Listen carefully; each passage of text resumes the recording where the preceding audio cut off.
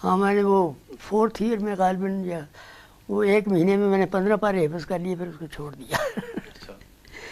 وہ اس طرح کہ میں سمجھتا تھا کہ اس کو ریپیٹ بار بار کرنا پڑے گا، تو میں چاہتا تھا بعد میں پھر اس طرف طبیعت مائل ہوئی کہ اس کے معانی زیادہ عمدگی کے ساتھ آنے چاہیے۔ پھر میں نے معانی کی طرف سے کیا، پھر تو میں نے قرآن شریف خدا کے فضل سے بہت پڑھا ہے۔ میں سمجھتا ہوں کہ اگر صرف جو نوٹ میں نے جمع کیے اور اس کے اوپر غور و خوض کیا ادھر ادھر تھا، وہی اگر اندازہ رکھا جائے تو 10 سال کا عرصہ لگا ہوگا، 4 گھنٹے روز۔ پھر آپ لاء میں کس طرح آئے؟ لاء میں تو پھر مجھے ملازمت پسند نہیں تھی جی، وہاں ایکسٹراکشن بورڈ کا امتحان ہوتا ہے، وہ بھی 2-4 مہینے کے بعد میں نے دیا تو 2-3 ہزار تھے گریجویٹس، ڈبل گریجویٹس، اس میں 7ویں نمبر پر میں آیا، تو انہوں نے مجھے کوالیفائی کر دیا ہائر گریڈ کے لیے۔ 2 to 500 اس وقت ہائر گریڈ تھا بڑا، کہ اس کے لیے کوالیفائی کر دیا۔ تو یہ اس وقت ڈی سی کی تنخواہ 500-700 اس کی تنخواہ ہوتی تھی، لیکن ہوم ڈپارٹمنٹ میں تھا، گیا ہوا تھا دہلی، تو وہاں پھر میری طبیعت اس بات کے لیے بڑی اداس رہتی تھی کہ میں قادیان سے دور ہوں۔ تو سردیوں میں دہلی تھے، گرمیوں میں شملے تھے، فائننس میں رہا اور اس میں ہوم ڈپارٹمنٹ میں رہا۔ تو میرے ایک بھائی تھے، بھائی محمد حسین صاحب، جو بعد میں راول پنڈی رہے، مرزا محمد حسین صاحب چچا زاد بھائی تھے۔ انہوں نے شکار کے لیے جانا، میں نے بھی ساتھ چلے جانا، لیکن ایک طرف بیٹھ جانا، آنسو کو میں نہیں روک سکتا تھا۔ قادیان یاد آ رہا، آنسو میں نے کہا یہ تو چھوڑو کے ساتھ، چلو قادیان۔ چنانچہ میں چھوڑ کر قادیان چلا گیا۔ جا کر وہاں لاء کالج کے 2 سال پہلے کر چکا تھا، ایک صرف اس کا فائنل امتحان دینا تھا۔ 3 سال نہیں 3 سال نہیں، 2 ہی سال تھے اس وقت۔ میں اس میں دوسرے سال میں پاس نہیں ہوا تھا، تو وہ اس وقت میں پاس نہ ہوا تو پھر ملازمت میں نے کہا اس عرصے میں ضائع نہ کیا جائے۔ قادیان جا کر ایم جے اسکول 6 مہینے میں نے پڑھائی انگریزی، سن 25 میں، اور 60 روپے وہ تنخواہ دیتے تھے۔ تو میں نے صاحب کی خدمت میں لکھا کہ مجھے زندگی وقت کرنے دیں۔ انہوں نے کہا نہیں، LLB کا امتحان دو، پرائیویٹ امتحان دینا تھا، فیل ہونے کی وجہ سے طبیعت میری لگتی نہیں تھی اس میں۔ بڑی کوشش کی کہ صاحب یاد نہ کرائیں مجھے، لیکن وہ جس وقت ملنا، دوسرے چوتھے تیسرے، آپ نے داخلہ بھیج دیا کہ نہیں؟ پھر آخر مجھے بھیجنا پڑا۔ میں نے کہا جی بہت اچھا۔ پھر 1 مہینہ پڑھنا بھی پڑا، پاس ہو گیا خدا کے فضل سے۔ میں نے کہا جی مجھے 60 روپے دیتے رہیں آپ، مجھے یہاں سے نہ بھیجیں تو مجھے منظور ہے، آپ جب تک چاہیں 60 ہی دیں۔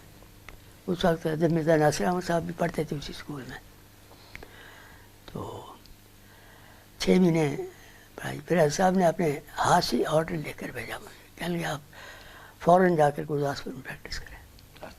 گرداسپور چونکہ گرداسپور میں قادیان تھا تو وہاں کو حکم دیا۔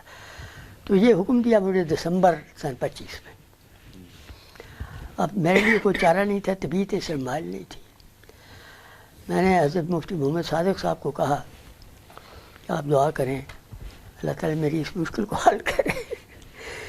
تو انہوں نے دعا کر کے مجھے خواب لکھی کہ میں نے یہ دیکھا ہے کہ وہاں گرداسپور میں آپ ہیں تو ایک چارپائی پر آپ اور ڈی سی بیٹھے ہیں اور بڑی بے تکلفی سے باتیں کر رہے ہیں۔ پھر اس نے کہا کہ اب میں حضرت صاحب کی بات سننا چاہتا ہوں۔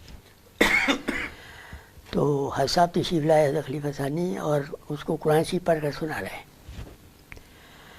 میں نے یہ خواب حضرت صاحب کی خدمت میں لکھ دی کہ یہ حضرت مفتی صاحب نے کیا ہے۔ تو حضور نے اس کی تعبیر یہ فرمائی کہ اللہ تعالیٰ آپ کو دنیاوی طور پر وہاں عزت اور رسوخ دے گا اور حکام کو آپ کی وجہ سے سلسلے کی طرف مائل کرے گا۔